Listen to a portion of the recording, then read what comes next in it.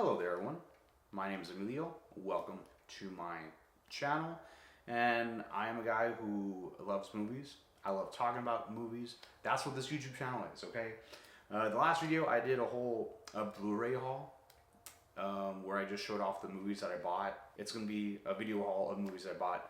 This is going to be video 2 of doing videos like this. I'm probably going to do this anytime I buy a good collection of movies. Yesterday, I basically went out and I did buy some movies. So I went shopping at 2 places yesterday. The first place I went to was Half Price Books. I never really go to Half Price Books because I talk about movies, I don't talk about books. I don't read. Okay, I probably should read. I do have books, but I spend more time definitely watching movies than reading books. So I'm the movie guy. But at Half Price Books, they also sell DVDs and Blu-rays. And you know, I go just to see if I find some hidden treasures there. I did find some things that interested me. There are movies that I realized that I didn't really have in my collection. And Half Price Books is a great place to go to when you want to find something, you know, that is good quality. These are used movies, of course, but the quality of them is good. At least I hope so. I haven't put these movies on yet. So I bought some movies at Half Price Books. And I want to talk about Half Price Books and why it's probably a cool place to go if you are a person who is a fan of collecting physical media. And I went to Walmart. So let's start there.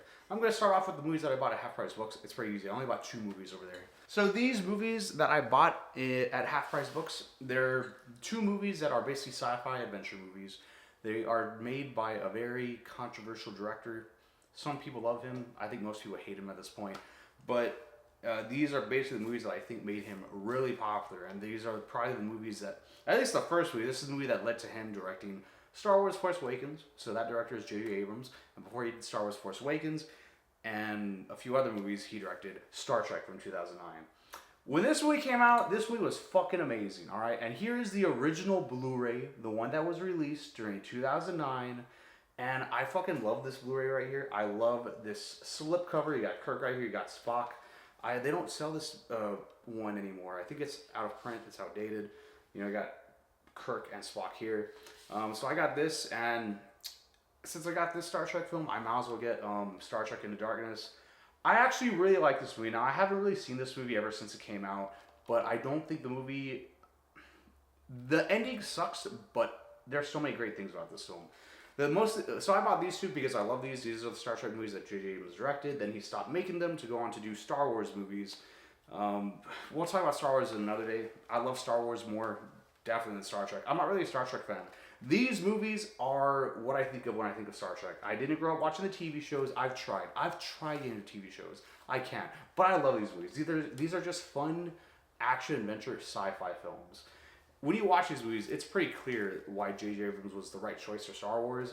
The problem with those movies are just in the writing. They're so frustrating. And these movies aren't perfect as well, okay? This movie is pretty great. It's a fun action-adventure sci-fi blockbuster. This is a pretty good sequel, not as good as the first one.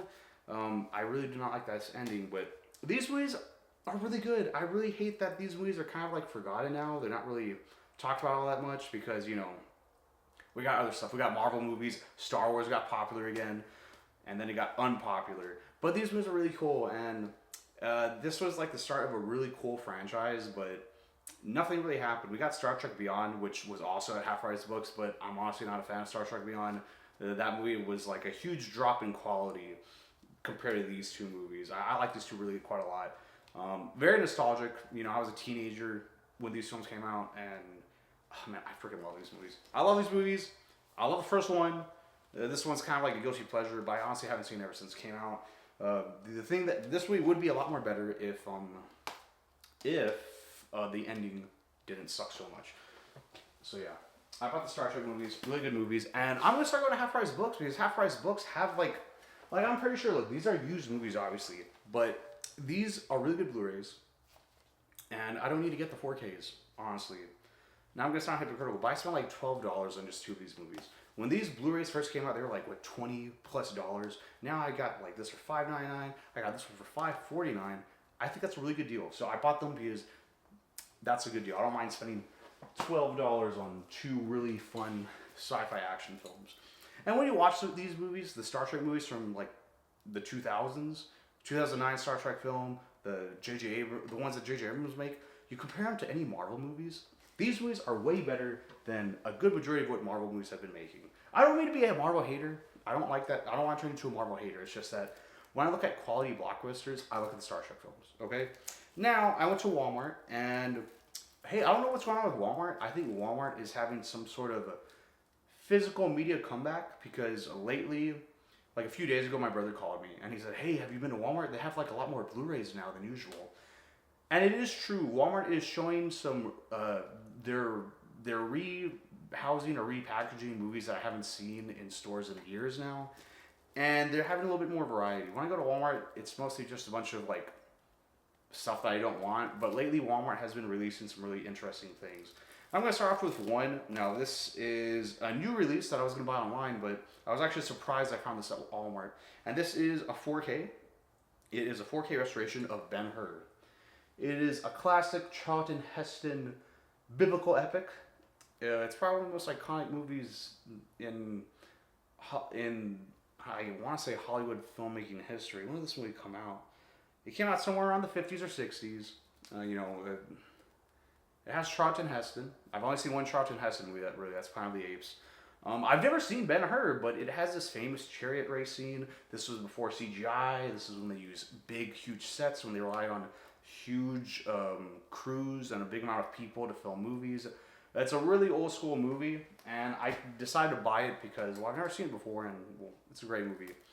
And at least from what I've been told, maybe if I watch it, it might be kind of boring. Who knows? I know it's like a long ass film. And here are a few other movies I got. Most of these movies are either nostalgic or guilty pleasure movies. Here is the 4K restoration of Peter Jackson's King Kong, a remake of the original 1930s movie. I do not have the 1930s film. I thought I did, but I don't, so I have to look for that one. But here's the King Kong Peter Jackson film. When I saw this movie, I gotta say, when it comes to epic movies, epic blockbuster films, this is one of those movies. This is what Peter Jackson directed right after doing the whole Lord of the Rings movies. You know, Hollywood gave him a blank check, and he decided, I'm gonna remake King Kong. It's a pretty good remake. It's a little too good, as in the movie tries so hard to be dramatic that, it's a King Kong movie. This movie takes King Kong seriously way more than any other filmmaker has a right to be taking King Kong seriously. But this was for Peter Jackson. This was during the 2000s when Lord of the Rings was taken seriously. Christopher Nolan released Batman the same year as this. That was being taken seriously. This is when Hollywood was really taking blockbuster movies, seriously to a bit of an extent. When you watch movies now, like if you watch any of the new Godzilla films, or particularly the ones that have King Kong, those movies are basically cartoony movies. They're not taking anything seriously. There's no weight. There's no tension. When I saw this movie had a lot of tension. This movie's kind of scary.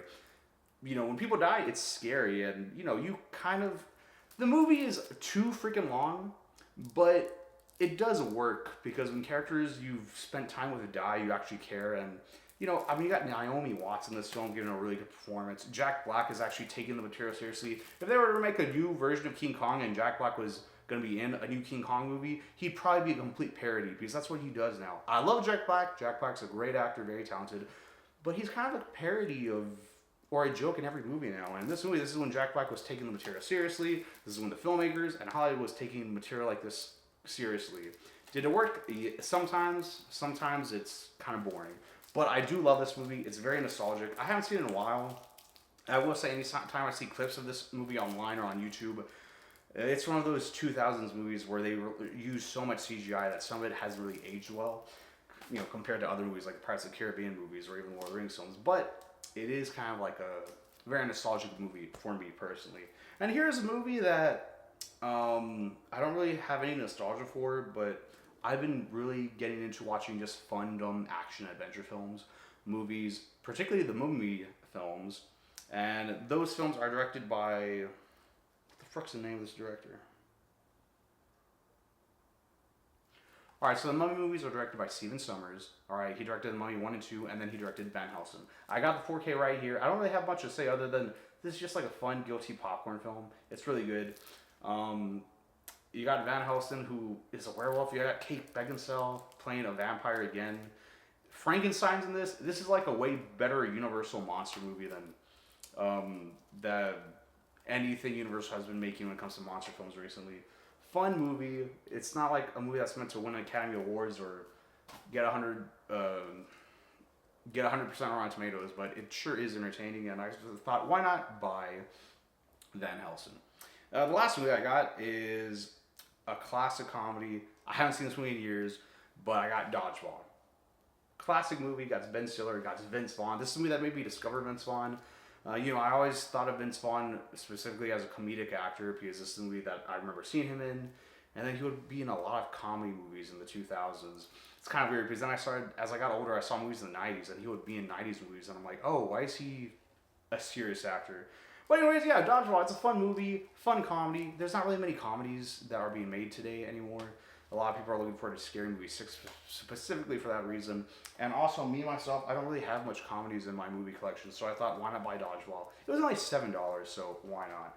So yeah, those are the movies I bought this week at Walmart and Half Price Books. All right, there you have it. So those are the movies that I bought this week. Yeah. Here's where I'm going to end this video. I'm not sure where the future of this channel is going to be in, but I know a good section of this YouTube channel is going to be dedicated to, I guess, the importance of physical media. So I'm no tech expert when it comes to physical media. Like, I don't know what makes one 4K better than a Blu-ray, but I like collecting physical media, and I think it's important. And I think right now physical media is somewhat getting a little bit of a comeback. Like my brother told me, Walmart is showing a little bit more of a variety when it comes to Blu-rays and 4Ks, which is really cool because there's a whole lack of it. Best Buy doesn't sell Blu-rays or DVDs anymore. Target doesn't do that anymore. It's such a shame, dude. I used to love going to Best Buy for that exact reason. I never go to Best Buy anymore. It's crazy. But as a kid to a teenager to, even a few years ago, these stores would be a great area to go buy some movies. And now it sucks. So when I went to Walmart this week and when I went to Half Price Books, it was pretty cool. I like going out and buying stuff as opposed to just ordering it online and waiting for it to come to my apartment in a few weeks or so. I don't know. It's fun.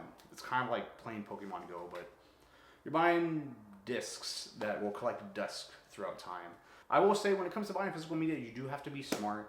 For instance, one thing I'm realizing is that if there's Blu-rays I don't own, it's okay to buy a used version. Like, I don't own the Transformers movies. Those are probably the movies I'm going to buy next. I could go on Amazon and buy, like, the freaking box set that just comes with all the movies. Or I can go to my Half Price Books and buy the Blu-rays individually. Might be the same price or it might be a little bit cheaper. But you do get these cool covers that they used to produce. So, I don't know. Anyways, these are movies that I bought. And, yeah, I'm probably going to turn this camera off. I'm probably going to watch, what am I going to watch today? I'm probably going to watch the Star Trek 2009 film. I really like that movie. It's really underrated. I'm probably going to make a YouTube video just talking about the greatness that was the Star Trek films that J.J. Abrams made and how that franchise could have been one of the best franchises of modern Hollywood if they didn't fuck it up, but they did. Anyways, I'm going to end the video here. Thank you so much for watching. More videos will be coming out very, very soon, and if you made it to the end of this video, thank you so much. Have a great day.